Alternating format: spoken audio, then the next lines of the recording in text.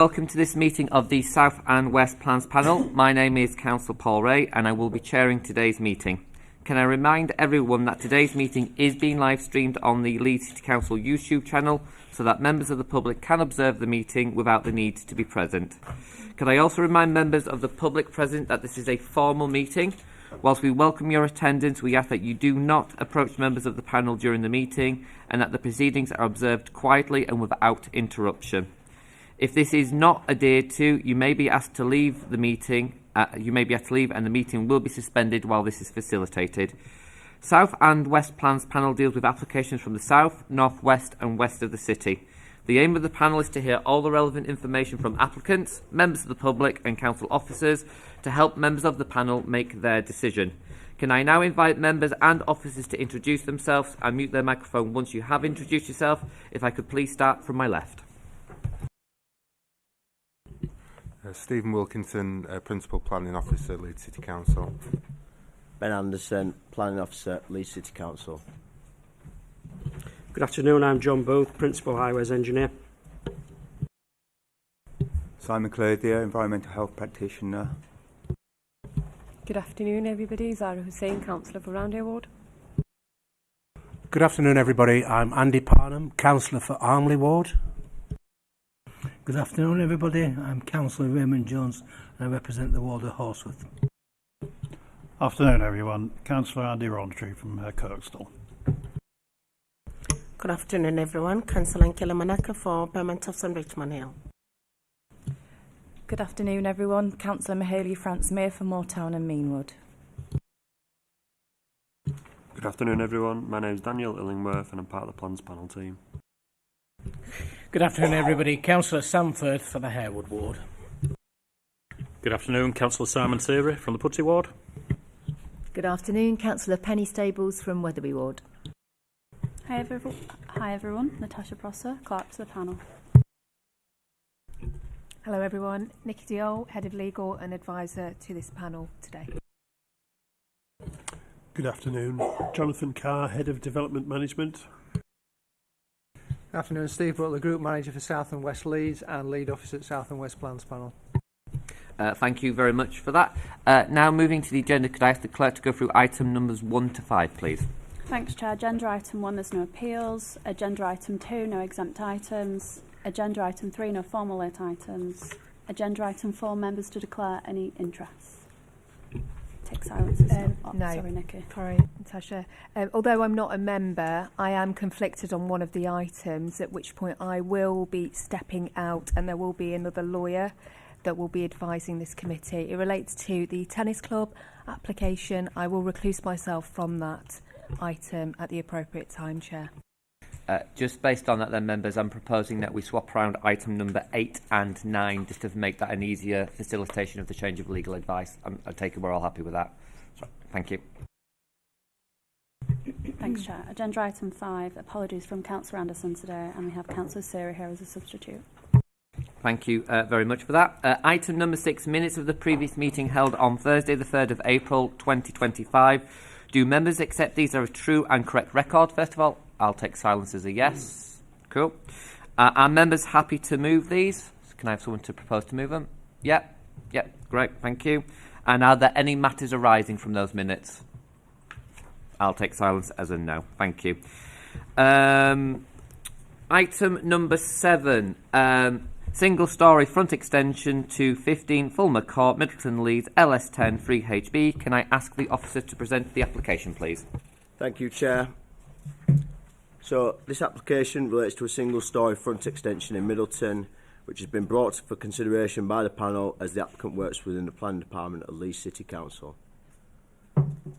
So the application property relates to a detached 2-storey dwelling constructed from brick with a tiled roof. The site is located on a residential street comprised of both detached and semi-detached properties. There are a number of similar proposals within the street. This photograph relates to a detached dwelling featuring a relatively modest porch constructed from brick with a tiled roof in keeping with the main dwelling. The following photographs show a number of semi-detached properties within the street, which again feature brick-built porches to the front.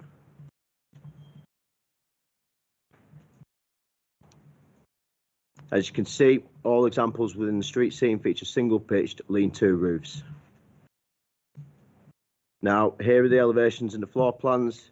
As you can see, the extension is modest in terms of size and will be constructed from materials to match the existing dwelling.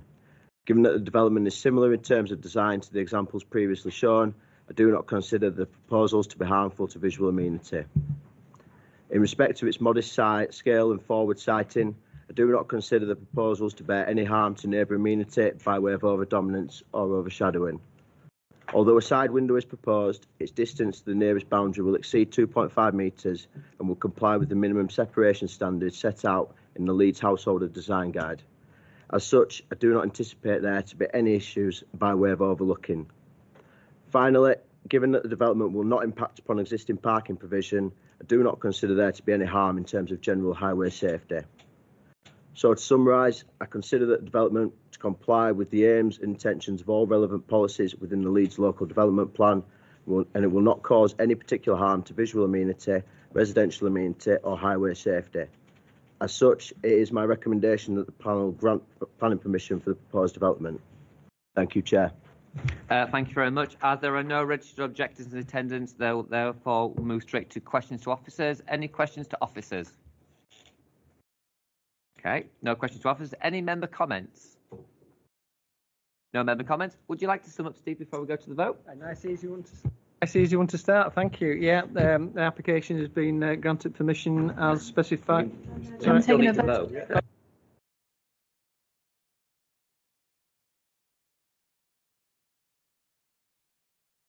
Recommendation. Would someone like to propose the officer recommendation? Okay, and second. All those in favour?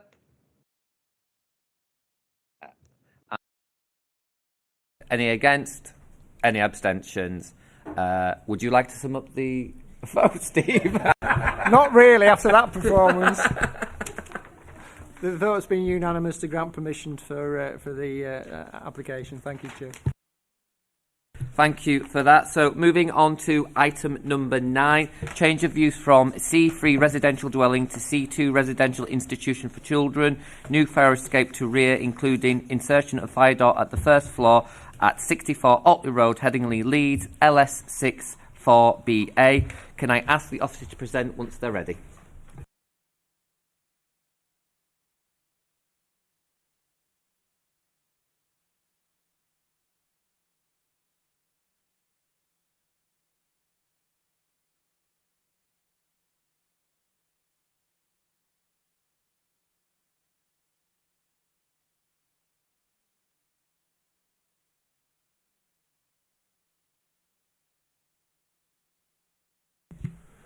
Thank you, Chair. This application relates to change of use from a C3 residential dwelling to a C2 residential institution for children. The change includes a new fire escape with stairs and a new floor level, and the site is at 64 Otley Road in Headingley. Now, before I start, since the publication of the report, there's been 3 additional neighbour letters. Most of the issues raised within these neighbour letters have already been covered within the report. There's concerns about the inaccuracies on the plans and what's actually proposed, but the latest iteration of the plans is quite clear, and it annotates the plans to state that the only external change relates to the insertion of the fire escape and the stairs, and the plans are considered sufficient for us to make a judgment on the scheme. There's some concerns raised with the locked gates which are shown on the plans. There's no planning requirement for the gates to be locked to the rear. Essentially, all we're looking at is a differentiation between the front of the property and the rear garden area, as you'd expect in as quite a lot of traditional C3 dwellings would have. So that doesn't give rise to any safety concerns. And then there's also concerns with the safety of a basement accommodation, but building safety is not an issue covered by the planning legislation, and we're putting conditions on to restrict the use of that basement area.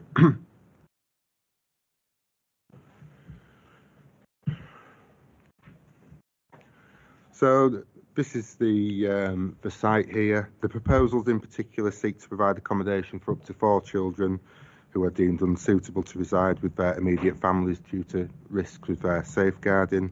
All the children will be secondary school age between 11 and 18. The applicants state that they are seeking to provide a safe, nurturing and homely environment for children in need of care. The children will be supported and supervised by staff, and the staff will be non-resident and work on a shift basis, providing 24/7 cover with wake nights and no sleeping provision within the property. The applicant has advised that 3 staff and 1 manager will be present on weekdays and up to 4 staff on a weekend. And as I outlined, the only external change relates to a fire door and staircase to the rear. So this is the application site. As you can see, it's a large detached property set within substantial grounds. The surrounding development is of higher density and is largely residential in nature. However, along Otley Road to the west there's mixed commercial premises, including the New Inn pub, which is the public house just shown there, and there's some hairdressers down here and other commercial development further up Otley Road. Cottage Road Cinema's just there, just so you can get your bearings. As you can see there, the property is well set back from Otley Road itself, and I'll just point out that the terrace here to the south is the listed terrace, which is marked within the report there. So that's grade 2 listed, is that terrace, and the site lies within the Far Henley Conservation Area, where the building itself is classed as a positive building. There's a large parking area to the front of the property, which I'll show you pictures of in a minute.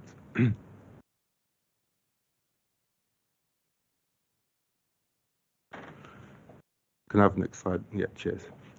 This is just an aerial image there. You get an idea of the scale and level of parking to the front there. So you can see from that existing motor vehicle that the area of hard standing to the front would be able to accommodate a significant number of dwellings, as well as cars, as well as turning provision there.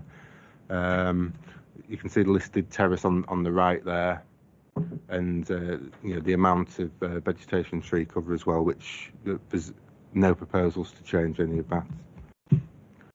Next slide, please. This is a picture from the front of the site. So this is from Otley Road, looking down towards the front of the property, and there's no proposed changes to this elevation, and it just gives you another idea of the existing access and the amount of parking. Next, please. This is looking back from the front of the house towards Otley Road. Next slide, please. This is a picture of the rear of the site. So the new fire escape would go above that existing door there, with the staircase going down towards the ground to the left, down there. Next slide, please. This is from Otley Road, looking at the listed terrace. So you can see there's a spatial buffer between the listed terrace and our site, which lies to the left of that stone wall. Next slide, please. And this just shows a relationship to the listed terrace from the rear garden area, in what is quite a substantial rear garden to the property, which would be of benefits to the residents. Next slide, please. During the site visit, I looked within the property, and this is just an idea of what the basement looks like. So whilst there's going to be no habitable rooms in there, the ceiling heights are quite substantial, but there is no natural light, so that's why we're proposing the condition to restrict that to staff and storage uses only. Next slide, please. So this is the existing floor plan there. So the existing property is a large traditional C3 property, with the bedroom accommodation largely at first floor, and the shared living accommodation at ground floor. Towards the bottom right of that plan, you can see that the site plan there showing the extent of the existing hard standing and the access, which will remain unchanged. Next slide, please. And this is the proposed layout. So there's 4 bedrooms proposed at first floor, and then a variety of shared accommodation at ground floor level, including the staff room. Then towards the basement, that's showing staff areas and storage areas. Next slide, please. That's the existing elevation. So the area that you need to be looking at is here, which is where the new stairs are going. So if you just flick to the next one, please, Dan. That shows the proposed staircase there. So it's going to be a metal fire escape and a new door put in there. So we've suggested a planning condition in relation to the full details of that staircase and the door, just given the conservation constraints of the site to make sure that they're appropriate to the character of the dwelling, you know, making sure we get the materials right as well. Next slide, please. No. If we just go back to that last one. So in terms of principal development, we have no specific policies within the development plan relating to children's homes uses. However, a C2 use is a residential-led development, and it is appropriate for such uses to be situated within urban areas.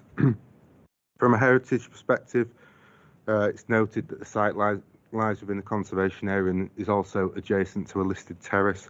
However, the extent of the external changes is very modest, and the fire escape itself is going to be set well away from the heritage assets and the boundaries of the site.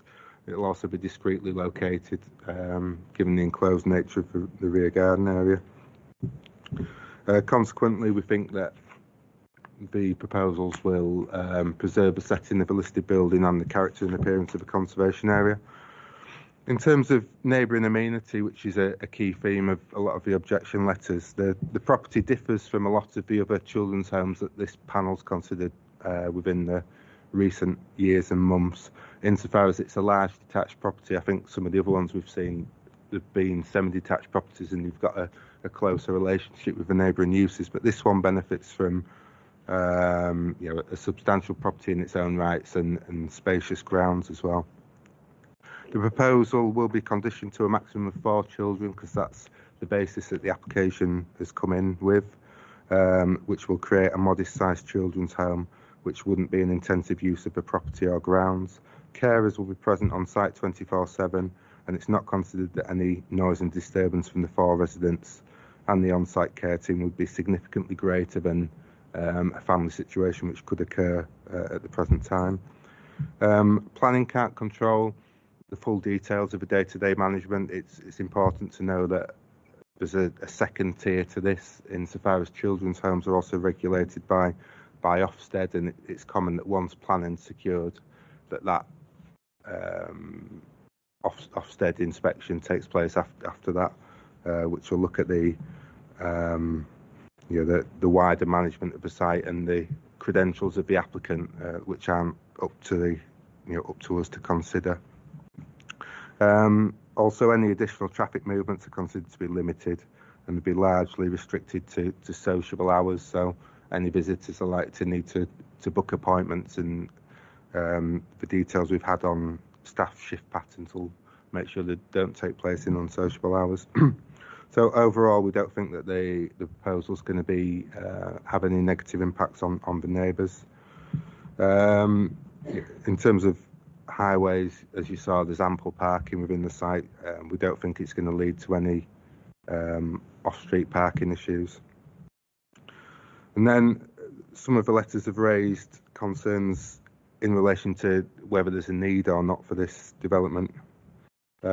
However, we know from speaking with colleagues in children's services that there's a continuing increase in the number of children within Leeds who are open to children's social work services, and there's an increasing complexity of demand. So whilst external private residential homes are not the only response to that demand, they form a key element of dealing with that overall provision and requirements. So therefore, the council continues to need high quality externally provided local provision in this regard. So just to conclude, the proposal will provide accommodation for children in need of care and support, and will also create modest employment opportunities for care staff and support workers. The proposal is not considered to give rise to any planning harm. As such, the proposals are recommended for approval by officers, subject to the conditions outlined at the head of the report. Thank you. Thank you very much for that. We do have people speaking in objection to this application. Could I please invite Michael Herwood and Richard Bailey up to the front? I believe you will have 2 minutes each, so please start when you are ready.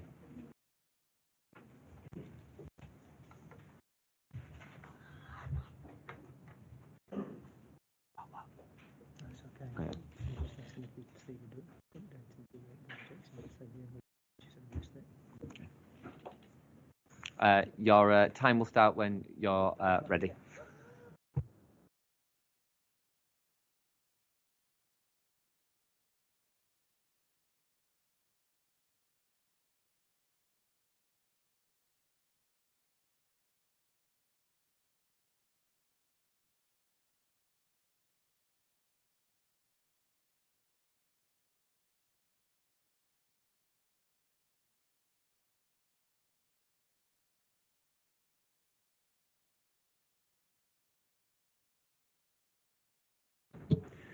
As a former children's social worker, I understand the critical importance of safeguarding, especially in relation to vulnerable children, in requesting a panel referral. With respect, the officer's appraisal at paragraph 63 is incorrect.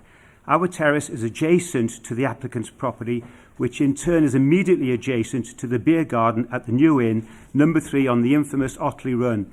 Every Saturday, all afternoon, the drunken, raucous and obscene language from the beer garden is clear to hear on our terrace, and we are further away from the pub than the applicant's property is.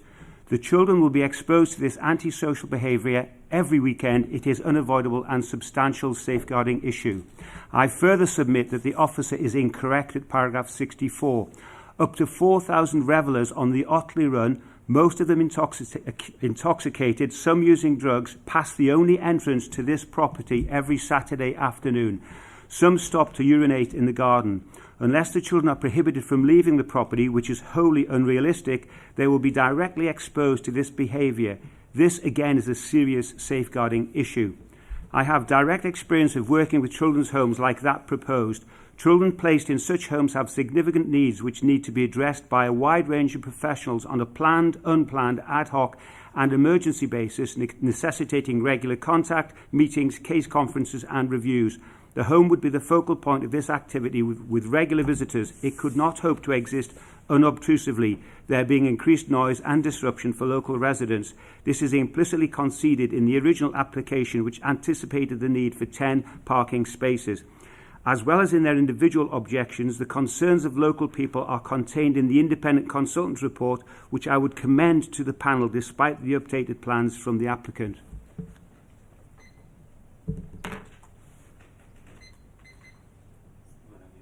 What do I press? Okay. I hope you've managed to read my 2 objection papers, and if not, I'd urge you to do so, please. I'd like to discuss 4 key issues. The basement relies on the existing cellar conversion from 2018. It was done covertly by the present owners and has never been approved by planning or building control. There's no working fire escape from the basement, no door and no steps to the rear yard. However, even if there were, the applicant's plans describe an exit door which would be undersized and without a stair to the rear yard, without a compliant fire exit, without a compliant escape door, escape stair, without building control approval for the cellar conversion, without any means of natural ventilation, without any natural lighting. How can the cellar area be passed for safe use by the planning committee? There is also a moral imperative because any care personnel working at 64 are under the council's and or other competent authorities' stewardship. The basement cellar area is just not fit for purpose. It's unsafe and should be excluded from any permitted development arising from this application. The rear recreation area drawing describes 2 locked gates, but these are fire exits. You've already covered that and said they won't be locked, but in reality, there's only egress from the south. The northern exit is an attached garage structure. And with only 1 fire exit, this leads to entrapment if there was a fire condition. The fire escape design is visually prominent and within 4 metres of the adjacent listed buildings and Heathfields. As a conservation area, the proposed industrial steel fire escape is inappropriate and needs to be in high-spec architectural period metalwork. The first car parking scheme with 10 spaces was then under capacity in our view. The resubmission reverts to the existing 6-space area, presumably to save money. Okay. Thank you. Thank you very much. Questions from panel members to the objectors, please? Anyone wishing to ask any questions? No? Oh, right, before I get going, Councillor Firth. Okay. No, thank you very much for your time, and you may go back to the public gallery. Could I now invite up the supporter for the application, Robert Paul Hurst, please? You'll have 4 minutes once you get sat down and started.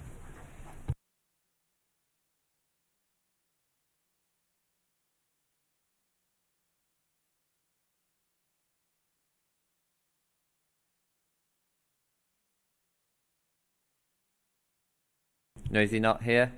Okay. Then questions to officers then, isn't it? Yeah, questions to Yeah. So because I don't have the named person here, it will be questions to officers then. Any questions to officers? Councillor Firth. Could officers just establish a little bit more information about what's going to happen with the basement and the comments that were made about fire escapes? Although I appreciate it is not a consideration about fire safety for planning, but also provision for it within the planning application. Yeah, so obviously a basement exists at this moment in time. You typically don't need planning permission as such for basements. It's more covered within the building regulations. So I couldn't confirm or deny whether the existing basement's got the correct building approvals or whatever. But through this plan application, through the site visit we did, we realised that basement doesn't have any artificial light, so it's only suitable for ancillary development, which is what it's going to be restricted to. So what you've got is quite a large area, which we could have just shown as being blank on the plans, but they've put a potential limited staff use down there, so for short breaks, which would be fine, or for storage use. But at the end of the day, the basement exists, so you can't just exclude it from the plans essentially. But we've got safeguards in place to make sure that it's not used for any main uses such as children's bedrooms or anything like that. Any follow-up, Councillor Firth? Councillor Stables. So just following on that theme, how would we ensure, and I'm thinking of the safety of the children there, how would we ensure that the children don't go down to the basement area? Or can we? We've put I mean, the first thing is I don't think the children will be having like a main living area such as I don't think it's saying the children can't go down there at all. What it's saying is it can't be a living room, a bedroom or anything like that. But as part of one of the conditions we're putting on the management plan as well, so within that would be expected that the applicants will outline that the carers would restrict access to the basement for the children. I mean, it could be a locked door at the end of the day, but the main thing we're trying to prevent is it turning into a bedroom or living accommodation without any natural light really. But insofar as we saw today on site, the property's got ample space in there, and I don't think there's going to be any pressures on it to be used for other uses. Any follow-up, Councillor Stables? It was just thinking about the fire escape angle. Is that something that we have to consider at Plans Panel? Yeah, it's mainly covered by building control, but Ofsted as well will have certain regulations in there for that. So, what might be the case is that they might get planning permission for what is the change of use of a building, but if they require other requirements which require permission later on, they might come back in for a further external change, such as a light well or an additional door or something. But we can't really comment on that at this moment in time because we're not sure if it's required.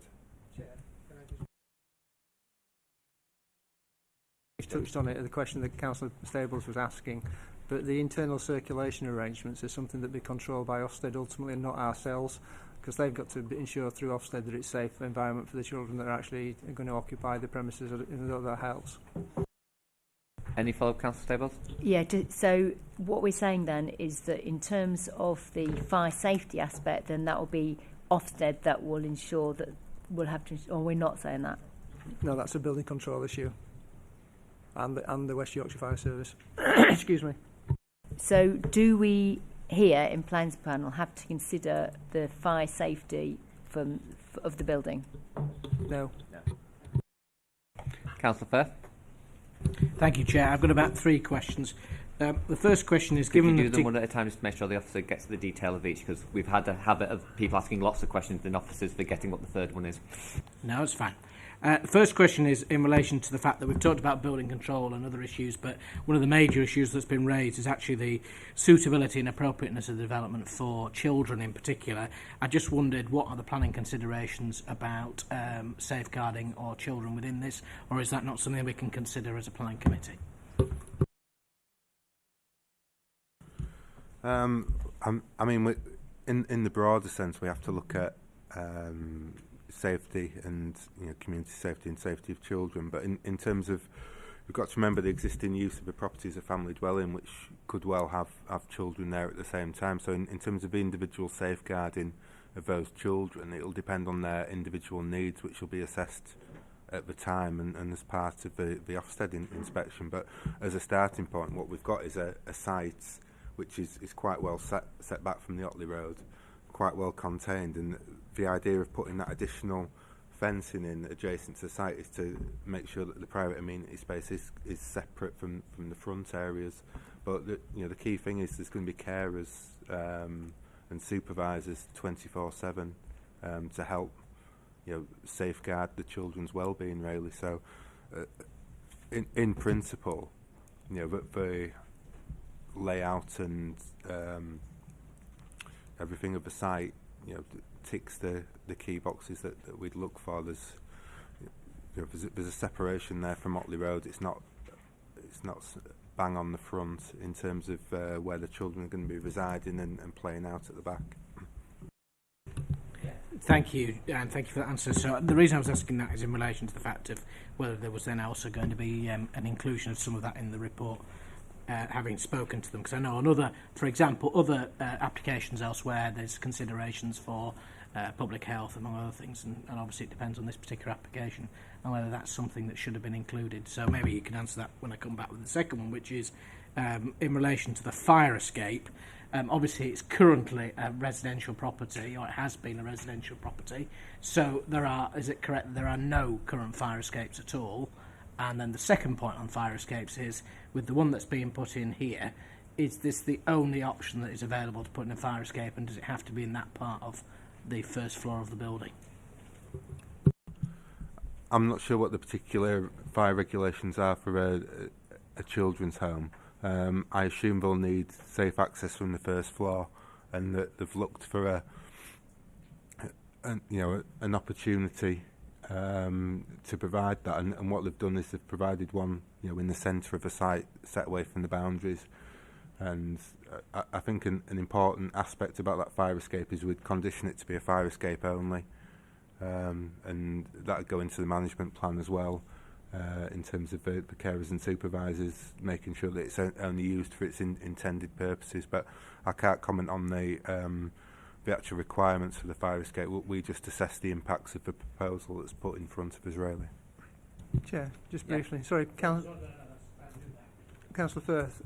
If you look at the top right-hand corner of that drawing, you can see where the location of the fire escape is. It's been placed there, obviously, so it's central to the rear of the property, so it's accessible equal distance from either end, but also to the rear of the property to keep it away from the front elevation, which is the primary elevation.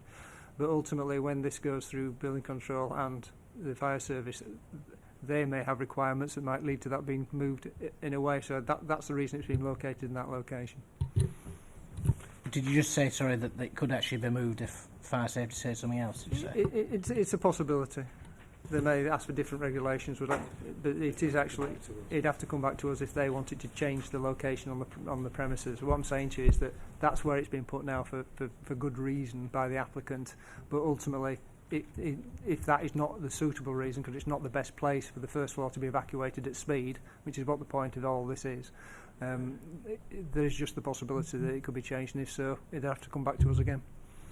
Thank you. The main reason why is this obviously is a listed building overlooked by a terrace of listed property, including listed properties, and therefore I was just wondering how that's going to affect the setting. Given that it's not on the front of the building, I appreciate that, but it's still at the setting. It's still a building that's established and can be seen from both angles, and therefore wanted to ask whether that was the best usage of that particular fire escape.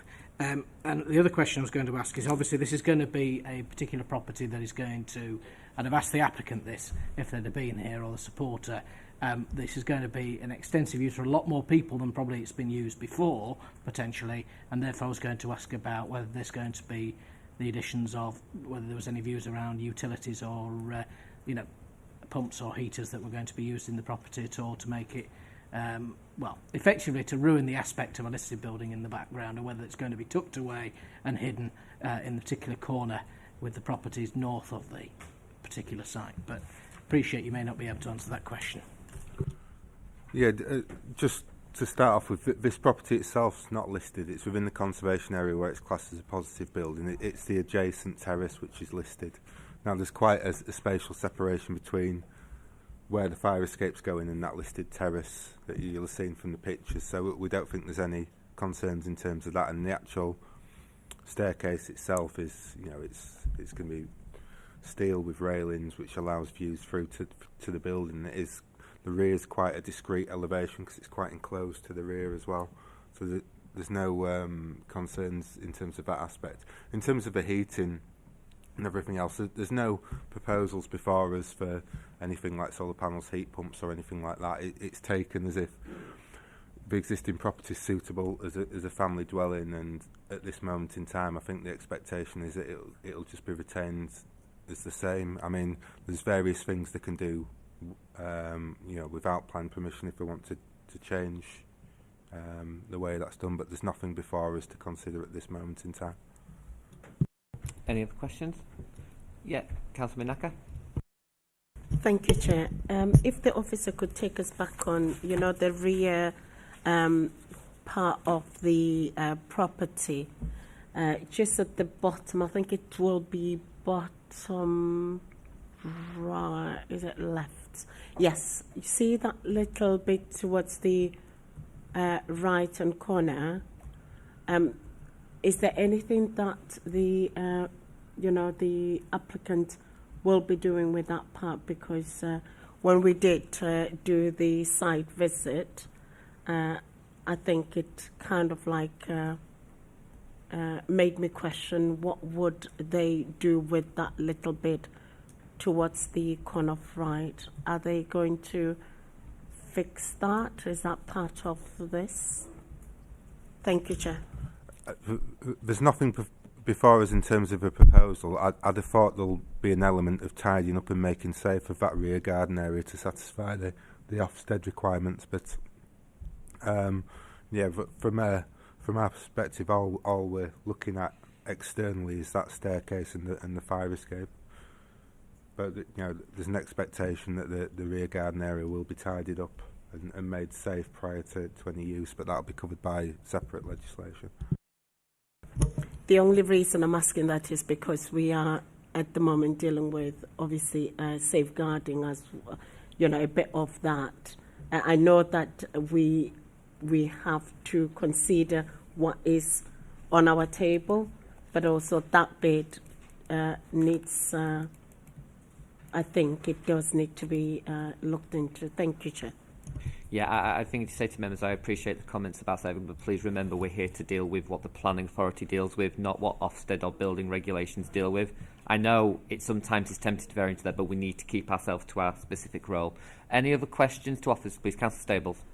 So I'm just picking up from what one of the things that the objectors asked, and just to clarify a point really. So one of the points made was about the number of visitors that might come during the day. So I wonder if you can clarify, or if we know, because this would be to the applicant, but they're not here, how many daytime visitors there is likely to be in terms of the parking. I mean, we were there this morning and saw there's plenty of parking, but just to clarify, do we know that information? We don't know for any certainty, but it'll depend on the individual nature of the children that are being looked after, and I think it'll vary on a case-by-case basis. But you might have,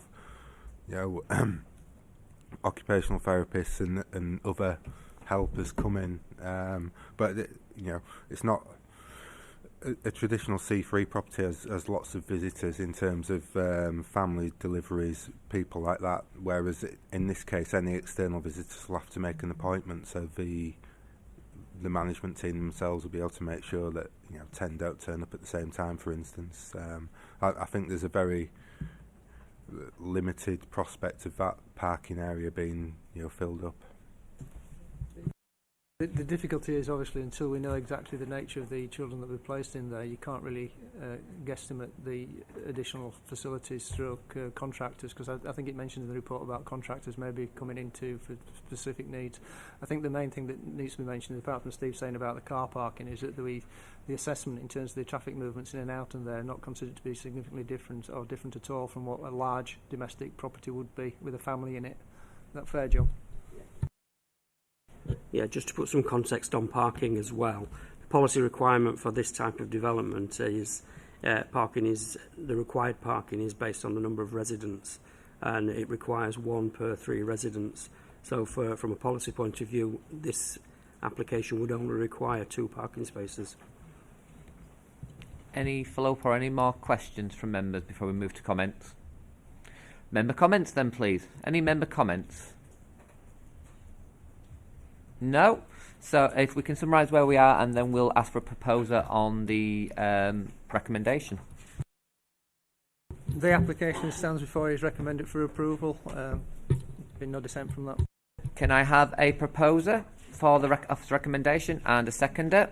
So we've got Councillor Jones and Councillor Stables. Are we all clear on what we're voting on?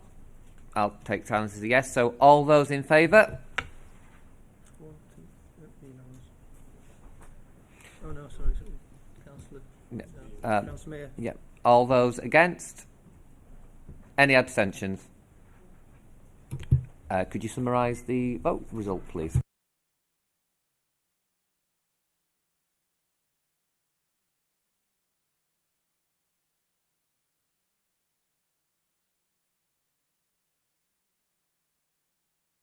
Sorry, Chair. I just realised, of course, there's one member not here today, so it's 9 for the application and 1 against. 1 abstention, sorry. Thank you very much. So, moving on to item number, what was 8, but now it's 9 because of the moving around, which is, it gets his paper. I think the legal officers that was here is just disappeared to the loo. Okay. Just pause for 1 second. While we wait for the replacement legal officer, we'll have a 5-minute comfort break. Actually, I'll be nice, I'll give you 10 just in case.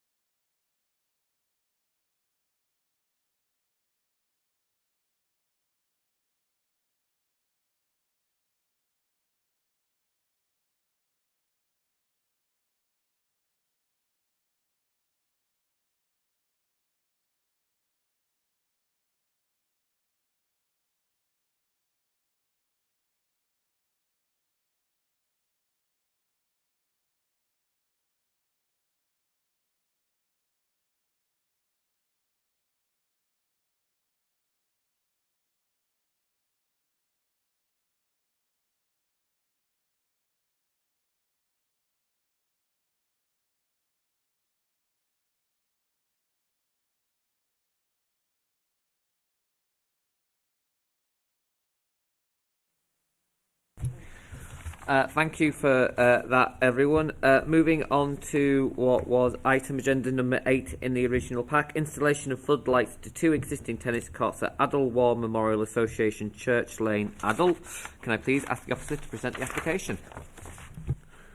Thank you, Chair. This application relates to the installation of floodlights and to 2 existing tennis courts, the Adel War in Adel. Just before I start, there's a suggested change to condition 7. As planning officers, we have to make sure that any planning condition meets the MPPF tests for planning conditions. The original advice from the nature officer quoted within the report recommended that a condition in relation to light mitigation strategy for bats, which essentially required contour plans and specification of floodlights to be submitted. However, on review of the application, the nature officer is content that the submitted lighting study has already adequately mitigated the impact on bats, and the other suggested planning conditions, mainly the incorporation of light shields and the restricted hours of use, are adequate to address the potential adverse impacts on both commuting, foraging and roosting bats. As such, condition 7 is now recommended to be deleted. And the second point is I've made an error at paragraph 61 where I state all floodlights are sited off the rear boundary of the site. This should say the majority is sited off the rear boundary. However, this error does not alter the conclusions within the report. So, as I previously outlined, the proposal relates to the installation of floodlights to 2 existing courts. Overall, there's going to be 12 LED floodlights mounted on 9 poles. The poles are 6 metre high, and the floodlights are to be installed on the 2 most easterly out of 5 courts, which I'll show you in a minute. The applicant originally applied to utilise the lights between 7 AM and 10 PM at night. However, these hours have been reduced through negotiation to between 8 and 8 each day. So you can see the red line there. It's the square in the centre. That's 2 of the existing tennis courts. Another 3 tennis courts lie directly to the west, and the blue line there outlines the wider adult sports club, which includes a cricket pitch to the north, the clubhouse to the furthest western extent, a bowling green, a hockey pitch to the east, and a football pitch in between the hockey pitch and the tennis courts. The site's located within the green belt. It's protected green space. It also lies within the Adel St John Conservation Area. Now, a lot of the representations raise concerns regarding an impact on the Grade 1 listed Church of St John the Baptist, which is located, it's right to the top of the screen there. However, you'll notice within the report that officers do not think it falls within the setting of that listed building, and I'll show you a picture later. There's a quite substantial car park just to the entrance of the site. And then if we look down here, this is the nearest neighbouring property here. And you can see the extent of the neighbouring garden down here. And then this is the hockey pitch down here. I'll show you some pictures of that, but that was granted permission in 1995 on appeal for 15-metre high floodlights with permission till 9:30 at night.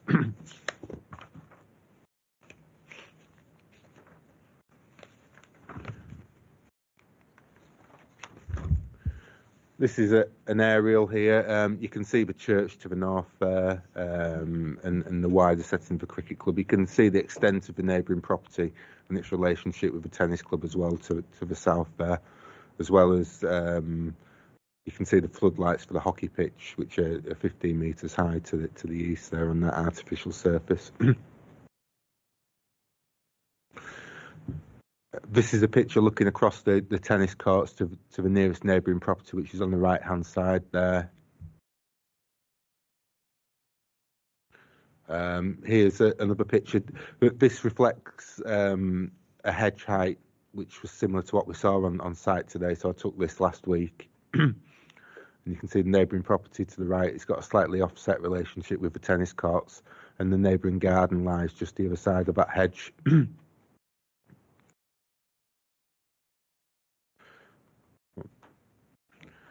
you can't see that one too well on this screen, but that just shows the hedge at the time the application came in. So the hedge height does vary, and it's regularly maintained by the neighbour.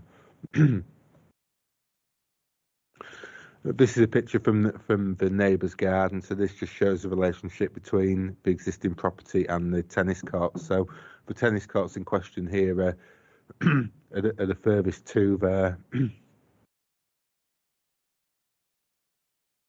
This is a picture from inside the neighbour's garden. So this is the other side of the evergreen hedge.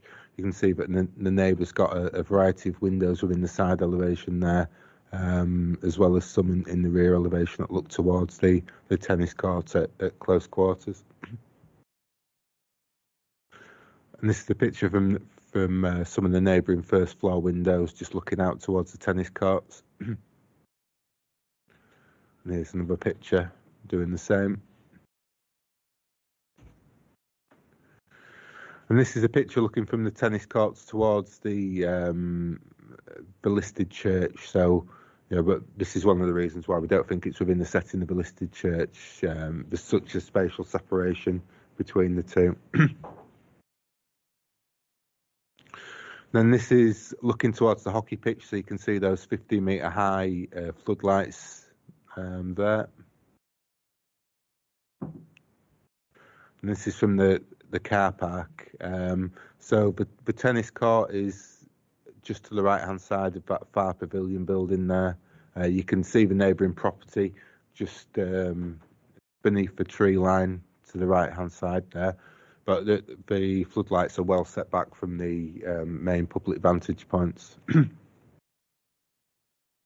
This is just a picture of showing that there is some existing lighting surrounding the car parking areas, which you saw on site today.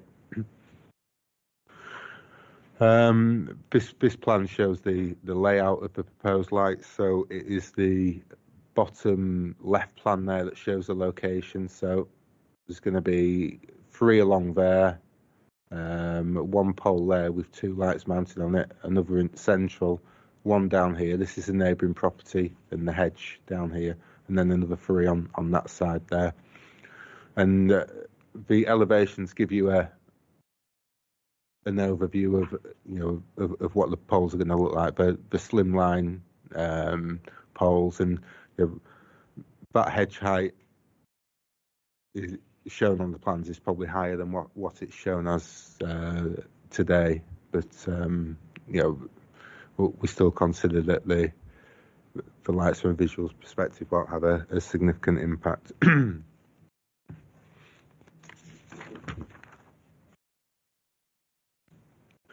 So, sorry, I've still got a couple left.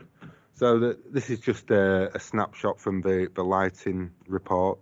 So the bright green and yellow there is the most intense light impact, and as you'd expect, that's situated around the existing tennis courts, and the impact, the light impact diminishes the further away you get from the tennis court. So these are going to be modern LED lighting, and such lights can be more tightly controlled and focus light downwards where the light is needed and reduce spill further away like the old fluorescent lights used to do. There is, however, some spill into the neighbouring property, but this is limited. I'll just go on to the next one. So you can see the neighbouring property to the top of the image there, and this picture from the lighting assessment assesses the impact on that neighbouring property.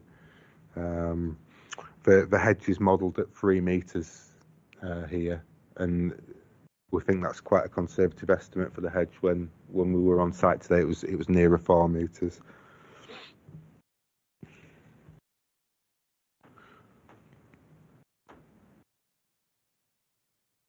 So the main planning issues for such developments have been covered off within the report. The proposal takes place within the grounds of an established sports club, which lies within the urban fringe in an area already impacted upon by artificial light to some degree. The scheme is modest, and consequently, as outlined in the report, the floodlights are not considered to have a detrimental impact on the green belt the green space designation or any heritage assets. Indeed, the improved sports facilities and community benefits draw positive weight in favour of development. In terms of the impact on neighbours, obviously we've acknowledged it's got a very close relationship with the neighbouring property at Lane End House. The potential impact on the neighbouring property is twofold. Firstly, as a consequence of introducing artificial lights at close quarters, and secondly, through additional noise and disturbance, as the floodlights will allow tennis to be played, at additional periods of time through the year. So the applicants have submitted a light assessment which follows industry guidance. The low height of the floodlights, the lower proposed lux levels, and the use of lighting shields will limit the impact of the floodlights, and the impacts on the neighbouring property are within the maximum guidelines. However, I have acknowledged within the report that there is some impact on the neighbouring property. However, this impact is limited by the proposed operating times, which is restricted till 8 p.m, with the cut-off being 8 p.m. at night. So on balance, it's considered the benefits of the scheme outweigh the limited harm to the neighbouring occupant. In particular, the proposed operating hours are considered to strike an appropriate balance between the needs of the club and neighbouring amenity, and the restricted operating hours are fivefold really to help limit the light impact on the neighbour, the noise impacts, as well as limit the potential impact on the wider landscape, including the greenbelt conservation area and bats. So as such, the proposal is recommended for approval subject to conditions outlined at the head of the report, noting that condition 7 is no longer considered to be applicable. Thank you very much for that. Now, we do have objectors in relation to this application. Could I please ask Councillor Flynn? Have 4 minutes to speak once you begin, Councillor Flynn, so over to you.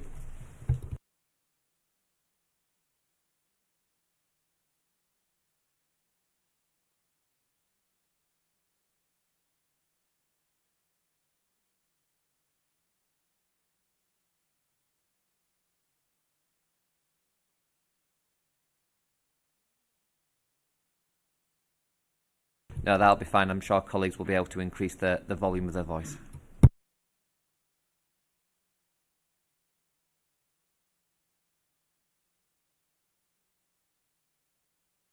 Good afternoon. As Stephen said just before, as he closed down his presentation, this was an on-balance recommendation, which means it wasn't a straightforward yes or no, and it's taken a considerable time to reach this sort of point here. So I want to cover the following, what I feel are material sort of issues regarding this planning application. Loss of amenity, which is the main one so far as the objector is concerned, lack of mitigation, an application at St Chad's Tennis Club, which is just a couple of miles down the road, which was refused less than 2 years ago, and the conservation area. On amenity, in paragraph 64 of the papers you have, it talks about the proposed mitigation measures. It's considered, despite the proposed mitigation measures, it's considered the proposal will have a detrimental effect on the amenity of the neighbouring residents in conflict with policies P9 and 10 of the core strategy and policy GPS 5 of the UDPR. This paragraph is saying quite clearly that there will be a detrimental effect on amenity even with mitigation measures, which will come on shortly because in my view there is very little by way of mitigation. Environmental health also has concerns. If we look at paragraph 23, it talks about the lighting assessment indicates that adverse impacts are likely to the closest dwelling on Church Lane due to the proximity, existing levels of artificial light, semi-urban location, and the technical limits of flood lighting design and mitigation options. The level of impact on residential amenity might be greater than predicted when considering the height and condition of the boundary hedge maintained by the residents of Lane End House, the assessment, the efficacy you know what I mean, of floodlight light spills, which is 40 metres in each direction in this particular case, is difficult to predict and may still result in adverse impact and potential complaints from residents that would need to be investigated by the council and the tennis club. This may lead to action under strategy, nuisance, etc., etc. And this would have to be taken up with enforcement and the club. And I have to say that in my previous dealings with the club over consultation, with one notable exception, the consultation and dealings with me have been less than meaningful.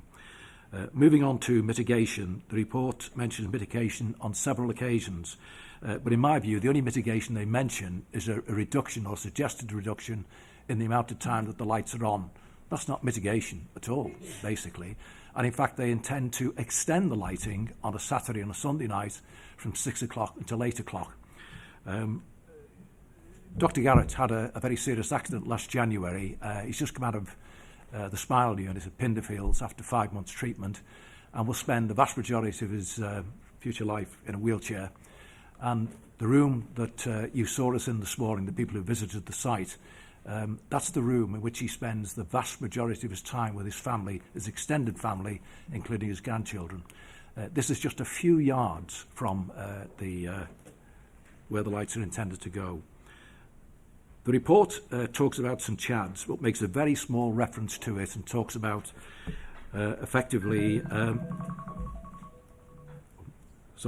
just makes talk about the applications determined on individual merits and not against other applications. However, based on the reasons for refusal of the St Chad's lights, I would argue the two are definitely comparable and almost identical. The St Chad's application for floodlights were only 3 metres high. They were turned down less than 2 years ago. If you've seen if anyone was on the plans panel at that stage, you will have seen how close the houses were in comparison with Dr. Garrett's. It's almost identical. The reasons why those lights were refused are as following. Local planning authority considered that the proposed lights would cause harm to the immunity of neighbouring residents by reason of their proximity and relationship to existing dwellings and proposed hours of use. I'll let you finish your sentence. You can finish your sentence.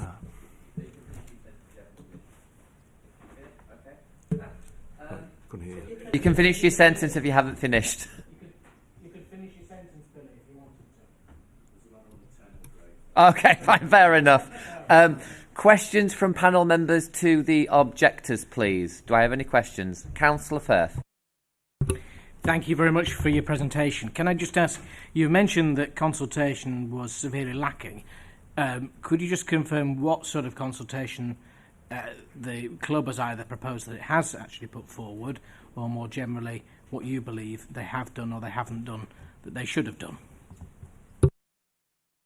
Yes, what I mentioned incidentally were consultations over a number of issues, not just this tennis court. And essentially, I was present at a meeting about 9 or 10 months ago when a representative of the club came to Dr. Garrett's house to discuss it. And when he found out I was there, he took umbrage and basically said he felt he'd been ambushed by the fact that a local ward councillor was in attendance. Was very reluctant to discuss any mitigation factors, would not discuss any legal advice he'd had, and in fact was looking for mitigation from the objectors rather than the other way round. Other objections in the past, or other consultations in the past, have been pretty much ignored. Discourteous sort of comments, very rude comments, obscene in one particular case, and a general lack of really thought about the neighbours who live very close to this club, including Dr. Garrett, who's been a long-standing member of the club and has been on the committee, or had been on the committee for many years. Any follow-up, Councillor Firth? And I would just like to remind members, consultation is not a requirement of an applicant beyond what's legally required of the planning authority, but do continue. Thank you very much. I just wanted to ask that particular point because it was interesting for context. I wanted to ask a further question. You mentioned that obviously Dr. Garrett and others have raised concerns. Obviously Dr. Garrett's here today. There are 34, I've read, objections. So can you just elaborate on some of what the other... Have you had any particular engagement with other residents? What are the other concerns that have been raised? I didn't quite catch that. The rest of my presentation, you meant? The 34 objections are obviously not all living in Lane End House. Right. So I wanted to ask in particular where they've come from, because it's quite interesting that obviously this is an application within a conservation area that covers the entire street that Lane End House is in, as well as the whole of the War Memorial Association fields. Well, I think a fair number of the houses on the lane obviously objected. but there were, dozens of objections. And of course, the way the planning system works now, you don't see where these planning objections come from. So I'm not absolutely certain where they came from. Any follow-up, Councillor Firth? Any more questions from members to the objectors? Any more questions? Councillor Firth? Please, could I ask, it seems like Dr Garrett wants to say something. Could I ask that Dr Garrett is able to give something to say? If you could frame that into a question for me, because we're past that point. Dr Garrett, would you like to say something? No, sorry, Councillor Firth. It needs to be a question, not an invite for a general comment. It's a correction. The planning officer said that the hedge was approximately 4 metres high. If you read my objection, it's 3.6, which is 12 feet, the same height as the chain fence of the tennis club, and that's what it's used for. We've looked after it for 30 years, and Ian McRae in his lighting report states that it is essential at all costs that is maintained. We were never consulted about it being used, and the lighting report was done when it was at least 4.6 metres high. Consequently, the lighting calculations are incorrect. Thank you for that. Could I ask members that not to ask general comment, please? You need to ask general questions, but thank you for that clarification. Any other questions to the objectors, please? Thank you very much for your time. If you'd like to go back to the public gallery, and then we'll invite up a supporter for the application, Chris Booth. You will have 4 minutes once you start, please.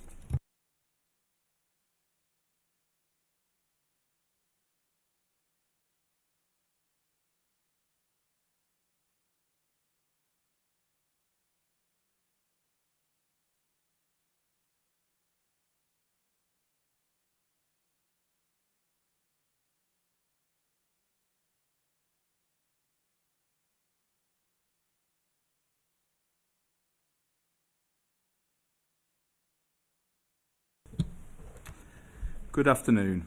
My name is Chris Booth of CTB Surveyors. I am supported today by our voluntary club chairman, Nat Wright, and long-standing club member, Diane Powell. Myself and my family are also members of the club. I'm speaking on behalf of Adult Tennis Club in support of the application for external lighting to 2 of the 5 existing courts. Our application supports the club's wish to ensure that tennis remains a viable proposition, building on the legacy of tennis play that has existed for many decades. We are quite simply looking to offer comparable facilities to other local thriving tennis clubs in equivalent settings, such as Roundhay, Horsforth and Arnscliffe. The provision of floodlights at the club has been a long-term vision of ours for many years as part of our planned regeneration programme. We are looking to build on our junior training programme and community outreach programmes, and the ability to offer this all year round utilising floodlit courts is central to this. Having reviewed the case officer's report, we note that both the case officer and the majority of the consultees are in support of the application and are satisfied with our design and mitigation measures, recommending approval of the plans. From the outset of the design process, we have acknowledged the site constraints and proximity of our neighbours. This is demonstrated in the restriction of our lighting proposals to only 2 of the 5 existing courts. We have put forward a low-key, modest and professional design. We have appointed a specialist lighting designer who has demonstrated that the lighting is compliant with the key design guidance and relevant British standards. We have allowed some considerable margin for error in the light spill calculations. In conjunction with our lighting designer, we have chosen market-leading light fittings and can incorporate light spill shields to further reduce the risk of unnecessary light spread. We have also compromised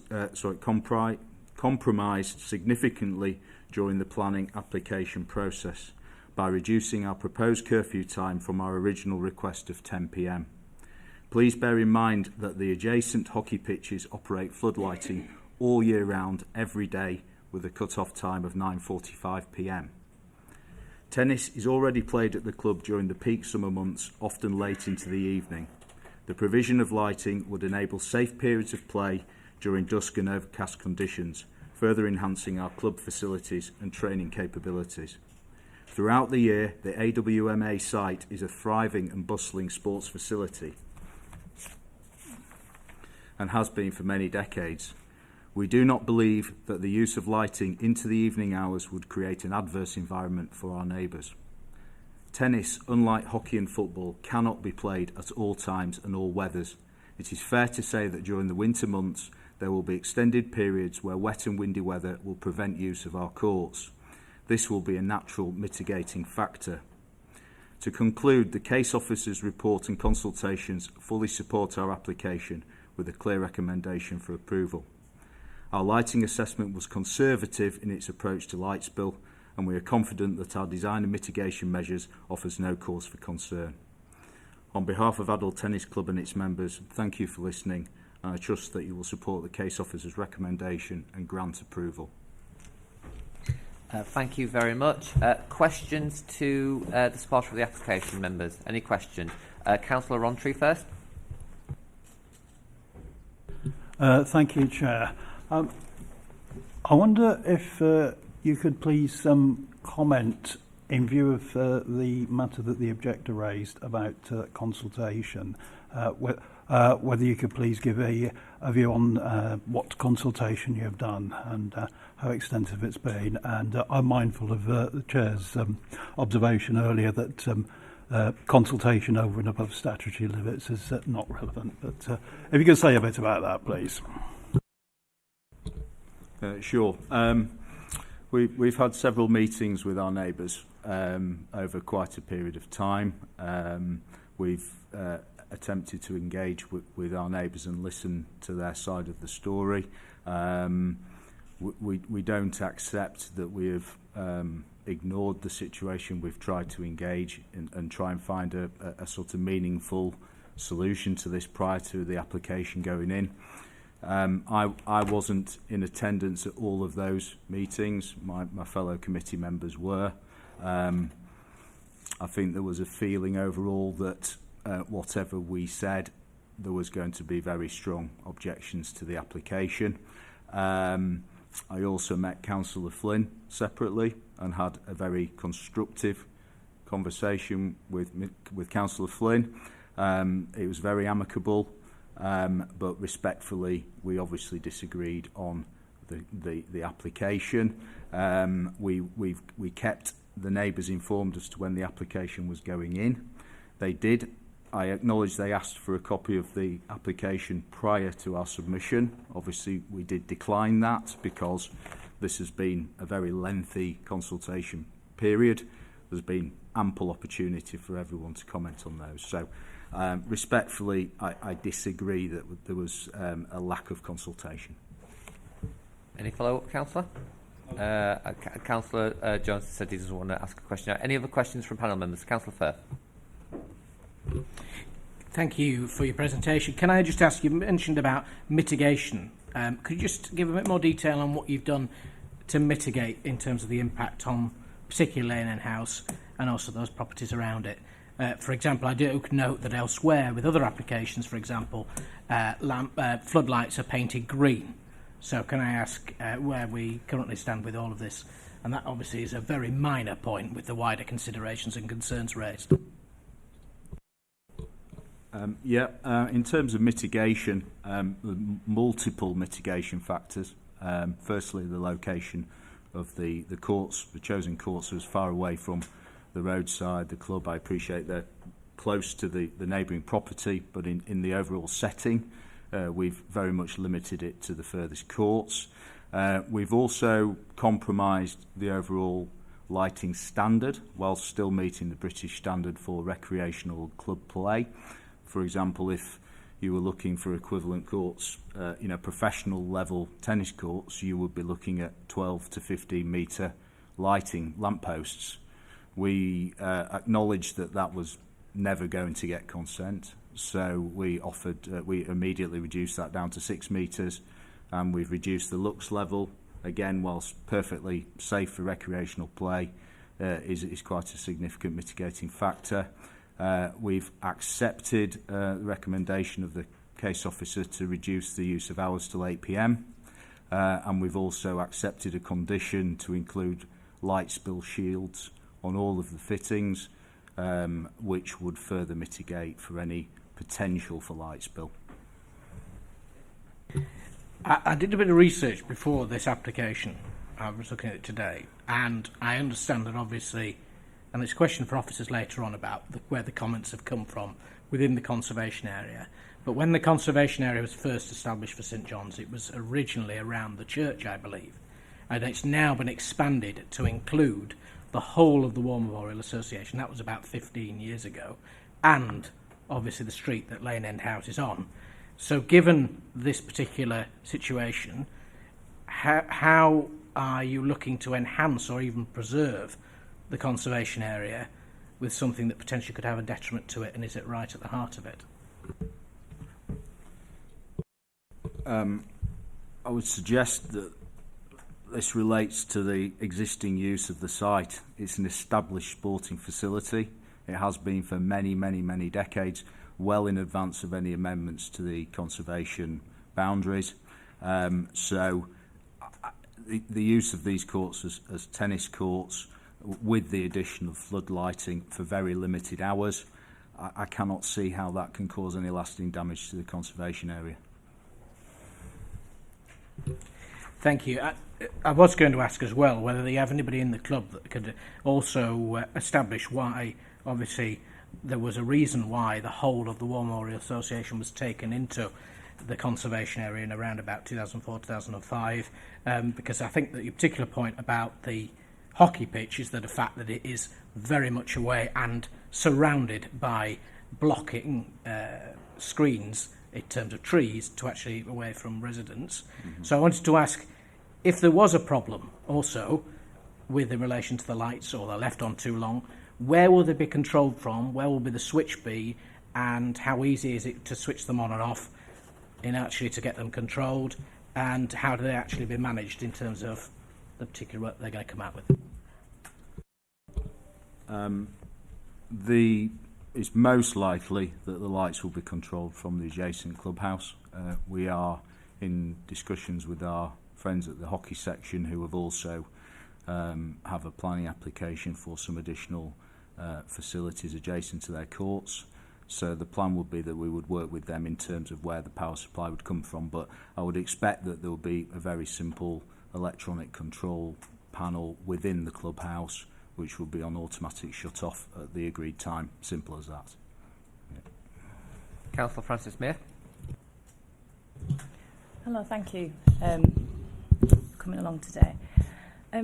Unfortunately, I was unable to attend the site visits this morning, and my concern is about the lighting and the effects on the delicate fabric of St John's Church.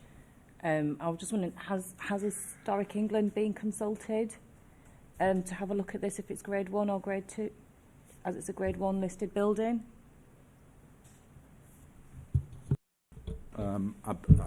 Maybe a question for the case officer, but from everything I've read of the report, all the necessary consultations were made in terms of any heritage assets, and there's been no objection in that regard to the setting that the courts are in.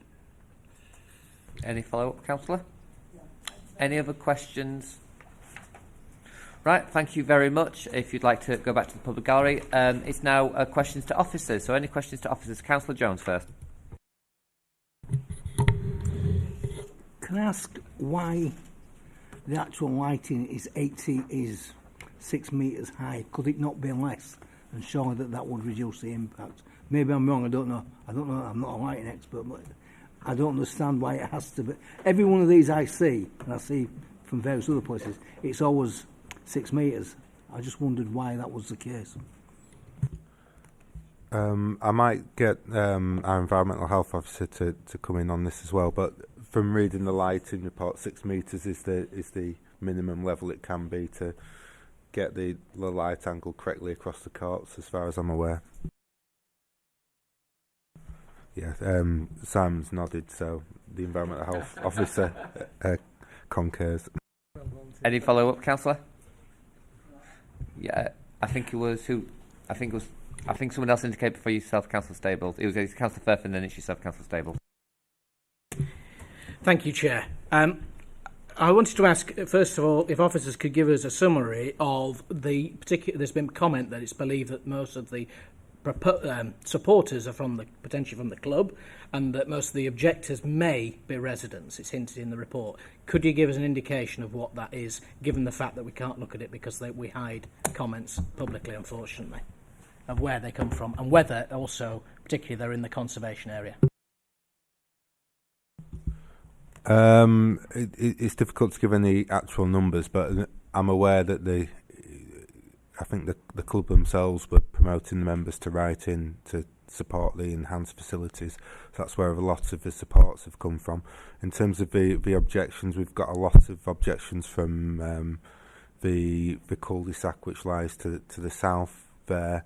But in terms of the other ones, it's generally from other neighbours living within the Adel area. But I don't have the specifics at this moment in time. If it helps, the comments there, because obviously we do read the objections and supporting letters. That's why it's there. I appreciate that, but unfortunately, as a body that's got to make a decision, we can't actually see what those objections are and where they come from. So we've then got to judge on somebody else that is independent, but also having that ourselves to look at, and that is a concern because we need to be able to look at those particular points. I wanted to ask then, as a result, Councillor Flynn mentioned something and it triggered me, which is St Chad's Tennis Club, the application in 2023. Having looked back at the decision report, it sounds almost identical, except for the fact that the second reason for turning it down is in relation to the next door church. But the first reason is in relation to impact on residential properties that are in a similar setting. And interestingly enough, that those properties that are actually adjacent to it were not in the same conservation area. So could you please comment on why this application is recommended to be different to the application in 2023 with St Chad's? I wasn't the particular case, obviously, for the St Chad's one, but I am aware of what was put forward. Essentially, they were proposing some horizontal strip lights attached to the mesh fencing. It was a different kind of lighting proposal, which wasn't as well supported with the lighting assessment. So one of the key concerns with that application was it wasn't well evidenced. And it is a different, it's not an identical situation to either the listed building, which was considerably nearer, or the residential properties, which had a different relationship either. So we can't take them both to be similar. With this application here, they've commissioned quite a detailed lighting study and looked at all the issues which we'd need to consider. So that's why we've come to a different conclusion on it. A key aspect of the St Chad's one was a lack of information. Just 1 second. Thank you for the clarification, but please remember you're making a judgment on this application, not what's happened on others, and though it may be relevant context, it's not material to the decision you're making today. Councillor Fair.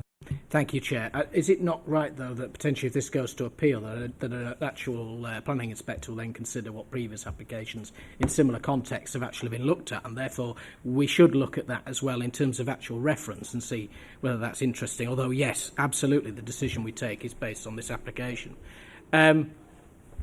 If that be the case, the concern that I have is the fact that the particular application that was before was that the properties next to it, which is the first reason why it was turned down, were not in the conservation area. All of the properties affected are still within the conservation area. So I wondered if we could please give some particular comment or have further comment on the impact on that and where that comes into the conservation area in particular, and also then further to that, also then looking at particularly how that will be able to be maintained given the circumstances that have been outlined by the people who oppose it. Just before you come into that, I want legal to comment on the relevance of other applications, please. Press the right button. Yes, inspectors do have some regard to previous decisions, but actually not to a huge extent. They, similarly as planning committees should do, take each matter on a case-by-case basis based on the facts and circumstances of the particular site. And increasingly, in fact, inspectors are asking us to appeal for local authorities, defending their position not to submit mountains and reams of previous appeal decisions because they don't look at them and say they still mainly look at the evidence that is before them and the specific matter and not making comparables. Can I just, hopefully by way of explanation, it's going to sound really counterintuitive, is this, but experience of bringing quite a number of applications to this panel about light spread, actually the taller the columns are, the better you can control the light spread. Because if you think about it, it shines it downwards.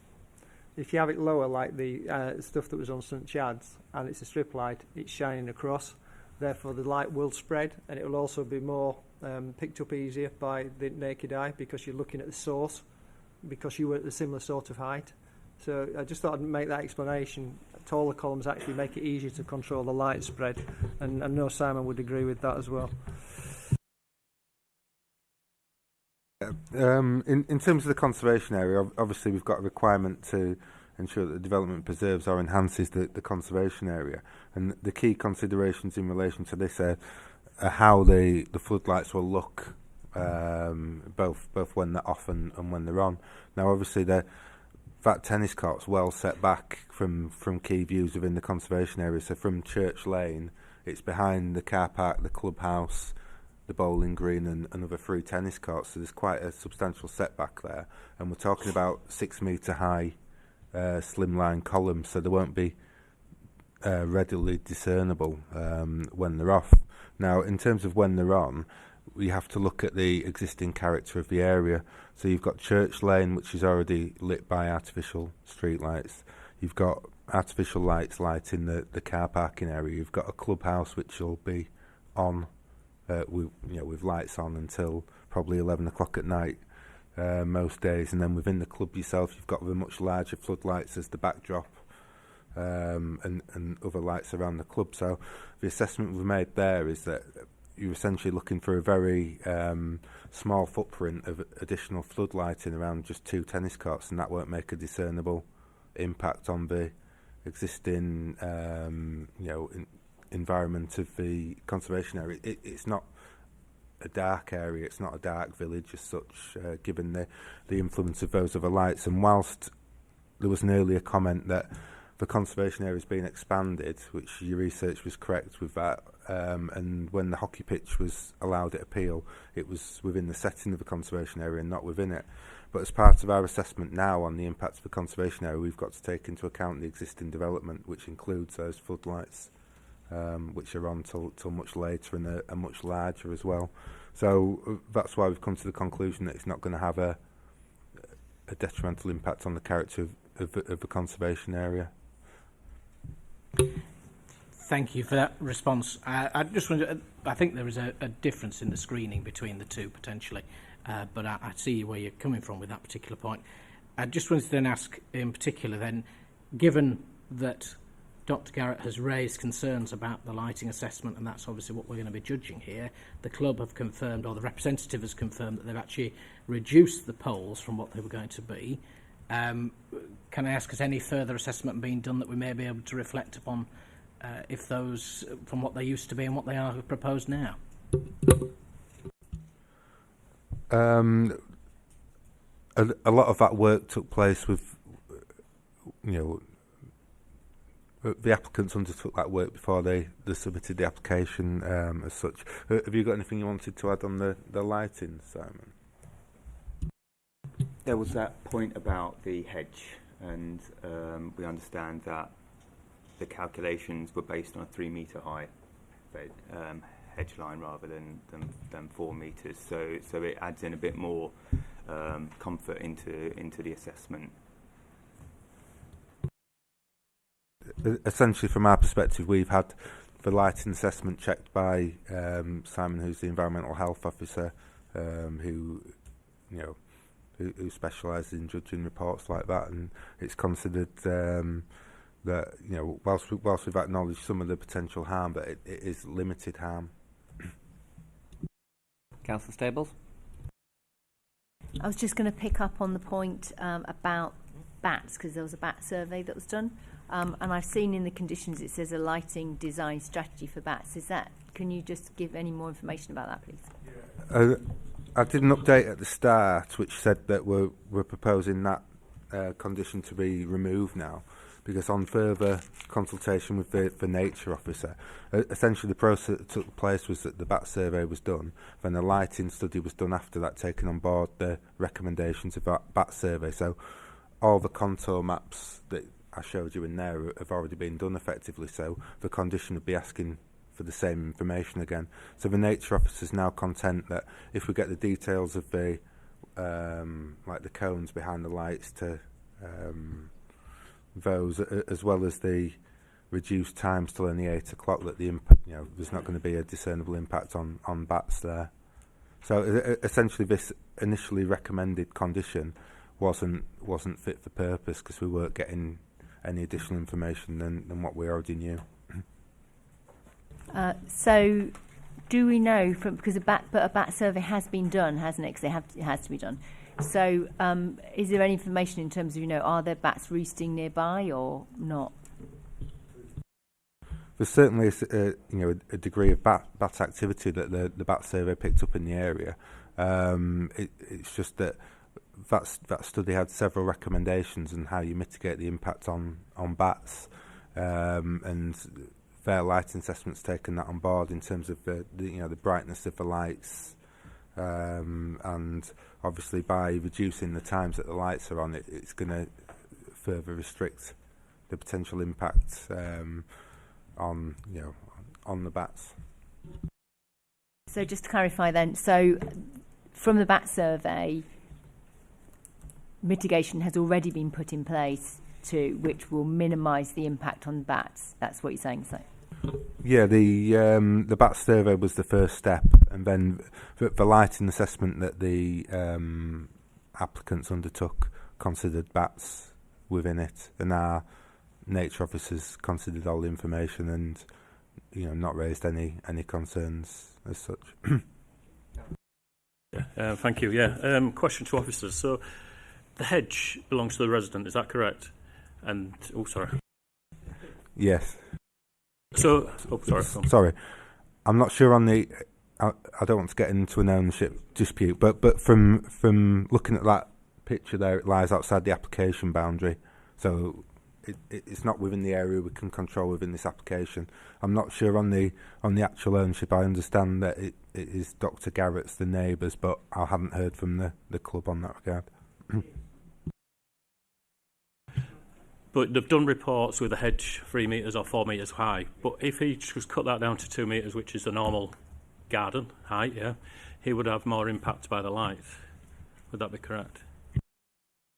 If the hedge was lower, yes, it would have an impact. But what we took into consideration was Dr. Garrett's representation. So within that, he pointed out that the hedge has been there 50 to 60 years, and it's been maintained at the same height for 30 years. So based on that evidence, I think it'd give us a more inaccurate reading of the potential impacts if that wasn't taken into account, because there's almost been a status quo for a significant amount of time. So if that hedge was to be cut back, say to 2 metres by the neighbour, it'd be at their own risk essentially. Now, can I sorry, two things. Having spoken to the applicant when we were on the site, there seems to be a little bit of lack of clarity about who actually owns the hedge, because I was querying that myself on site. If you were to take the line down the boundary of the wall, the hedge would appear to be planted within the cricket club side, to be honest with you. But obviously, Mr. Garrett's Dr. Garrett's been maintaining that himself for whatever reason. But the question that comes out of what you just said, Councillor Sir, is why would he want to take it down if it's actually providing some shielding? It seems a bit counterintuitive, that, doesn't it? But on top of all of that, sorry, the lighting survey has been done obviously at 3 metres, which is less than what's there now. But there is the possibility we could ask for a condition to, because of the uncertainty about the hedge, if the hedge should be reduced or removed, that we could ask the applicant to put a fence up to a similar height to get a similar. Well, exactly. I'm doing this because this is the silliness of what we get into when we start to consider this particular process. That's why I'm trying to illustrate it by giving you this example. So I think, at the moment, there is some lack of clarity about who owns the hedge. It is maintained at that particular height by Mr. Garrett, and why would he cut it down?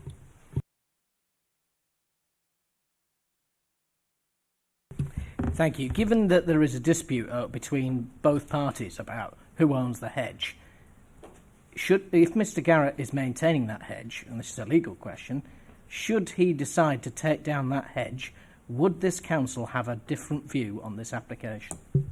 And also, would he be obviously within his rights to do so, given the fact that he's maintaining that hedge and has done for so many years, and at the same time the club is not, according to what we've heard?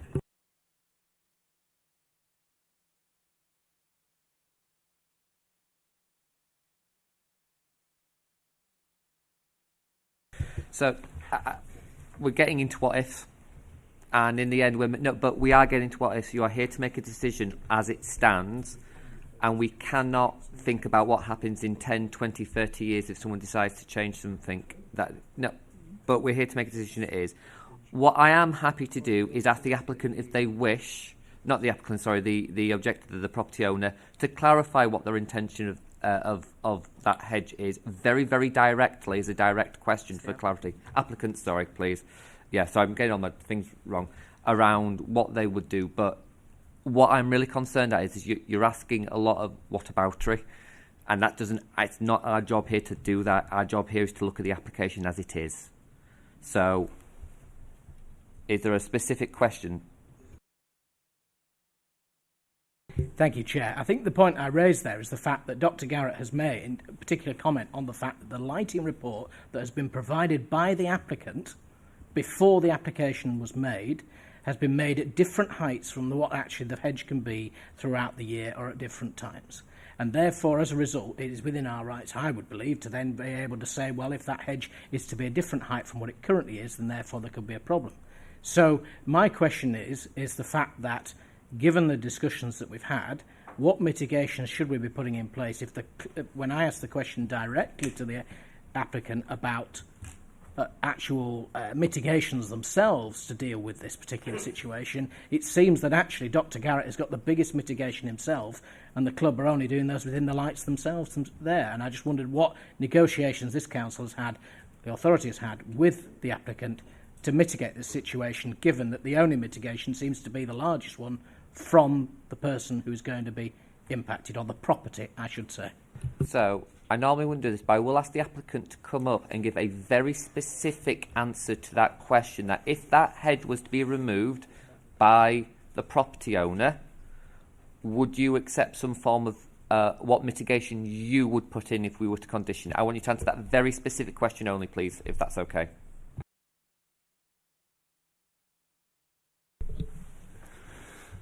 The point I would make is that there is a gap between the existing fence line on the two existing courts and the stone wall that forms part of Dr Garrett's property. My assessment of the title deeds would indicate that that section... Apologies, I'm going to cut you off there. We're not going to get into conversation about the title deeds. No, but the point I want to make is that that strip of land, in my view, and I have copies of the title plans if you want to see it, falls within the title boundary of the AWMA land. So in the event that that hedge was removed, I believe there is sufficient space for an additional hedge on that land as a mitigating factor. Thank you very much for that clarification. Members, questions to officers again, please. Any other questions to officers? Oh, sorry. Yeah, sorry. There are no further questions to officers. Comments, please.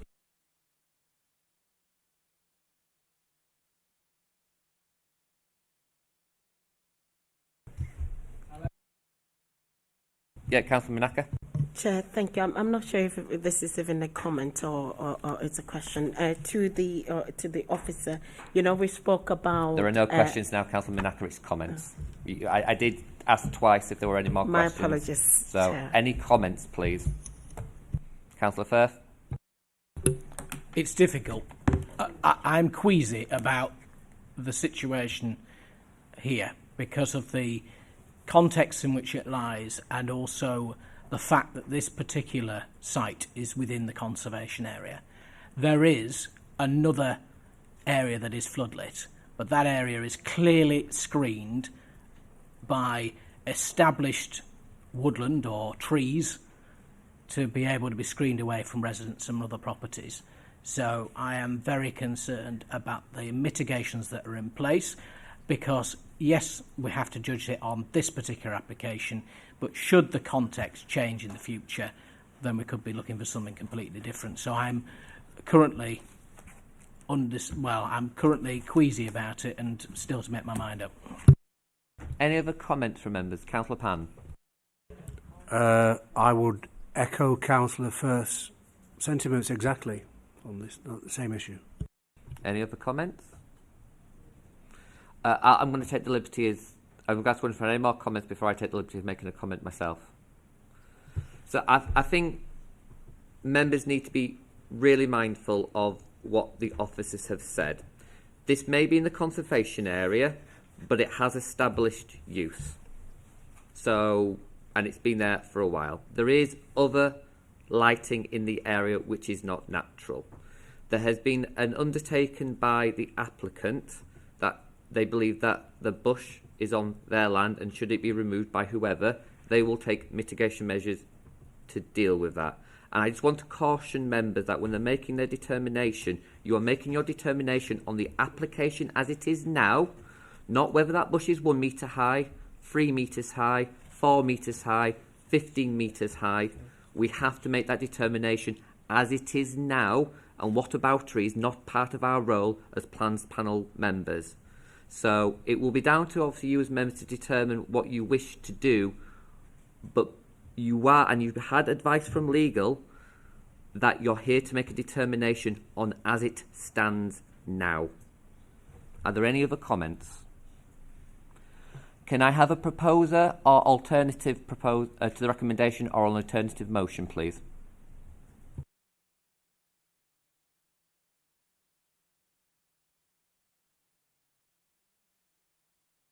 So is no one going to recommend the recommendation or an alternative motion? Someone's okay. Yes, sir.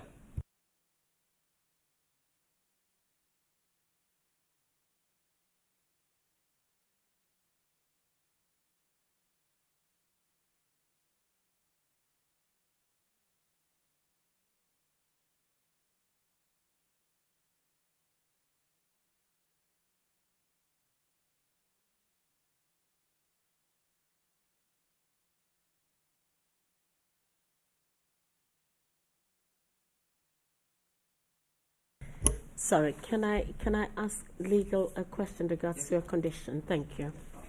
You know, with the floodlights, when the applicant explained about floodlights, I think it wasn't, to me, that not clear that it will be a condition that it's an automatic switch off. Is that possible that we put that condition that it's an automatic switch off, and you know, nothing will go over the 8 p.m. one? Thank you, Chair. Sorry, I'm jumping in because if I can just point Councillor Manaka to condition 4. If you read it, it says at the end automatic shut off, and we are at the point of actually a recommendation rather than going back into questions. Councillor Parnham? Not Parnham, Councillor Romtree. Thanks, Chair. I would like to propose a motion with the conditions that have been set out here. Thank you. Can I have a seconder? Thank you, Councillor Stables. Can you just sum up where we are, Steve, and what we're voting on before we go to a vote, please? We're voting on the recommendation to grant permission subject to the first 6 conditions, because the 7th is already covered by the existing information that's been submitted. Thank you, which is the lighting strategy. Can I just clarify before we go to that? Did we suggest, or did someone suggest a condition in terms of if the hedge is removed that the club should replace it? Can we add that? Yeah, we can add the condition about. Can I have a proposer for that condition and a seconder? And a seconder for that condition, please, Councillor Manaka. So, are we clear of what we're voting on, which is the motion as it stands with the first 6 conditions plus the new 7th condition about the replacement of the hedge with something alternative if it's removed by whoever it's removed by? Are we clear that's what we're voting on? So all those... Sorry, Councillor Francis Mayor. Sorry, can I just add to that? When the applicant spoke about the deeds of the land, from his understanding, we've got no assurance there that the deeds of the land and where that hedge would go, that actually belongs to the tennis court.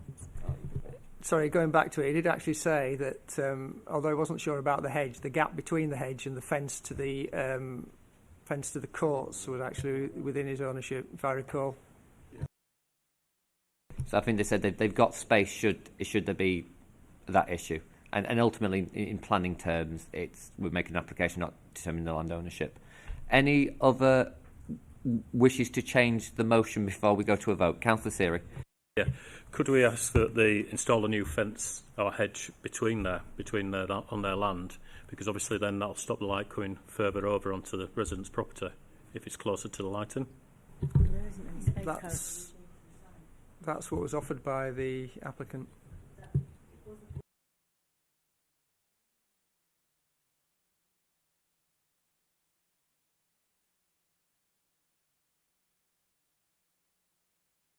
Sorry, what I was saying was, my understanding was from the applicant that if the hedge was taken down, that they would replant a hedge because there would be space there. Currently, because the hedge is very thick, there's not enough space between the hedge and the tennis court to put another hedge. But if it was taken down, there would be space to plant one. Yeah. That's my understanding. Well, we could bring the gentleman back, but my understanding was, regardless of whether the hedge was removed or not, there was space between the existing hedge and the tennis court's fencing to plant the hedge. But if you want to bring him back and ask him that question again, by all means. Unless he can nod or not nod to that. He's nodding to say that's basically yes. Yes. Yeah, he's nodding that, saves people cover. Right. Any other comments on the motion before we vote on it? Because I'm going to ask Steve to re-sum it up again in a second.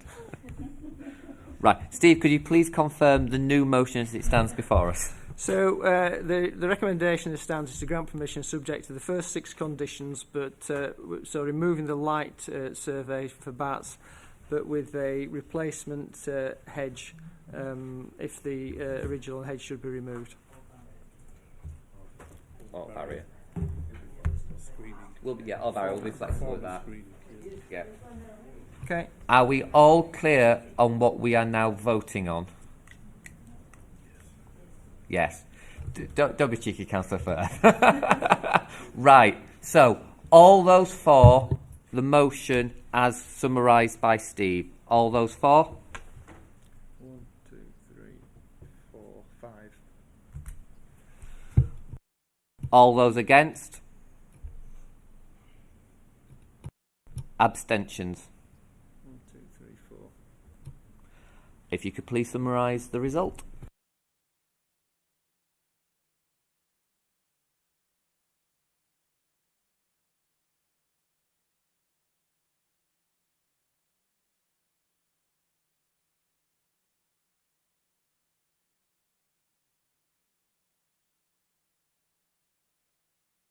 Right, do we need to reconfirm if we're not sure? Yeah, okay, because we need to be sure because it's a matter of public record, we're going to have to do that again, so please be really, so Steve can count. All those for the motion as summarised by Steve? 1, 2, 3, 4, 5. All those against? Any abstentions? 1, 2, 3, 4, 5 abstentions. Okay. So the motion's...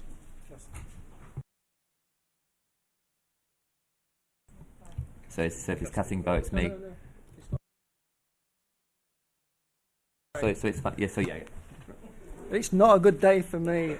The motion is carried. The motion is carried because it's 5 voted for, there were no voting against, and the others were abstentions. Thank you, Chair. Thank you very much for that. Item agenda number 10, date and time of the next meeting is proposed to be Thursday, the 31st of July, 2025 at 1:30 p.m. That concludes the business of today's meeting. Thank you for your attendance and contributions. I now declare the meeting closed. Could I please ask members of the public to make their way out of the building? Thank you.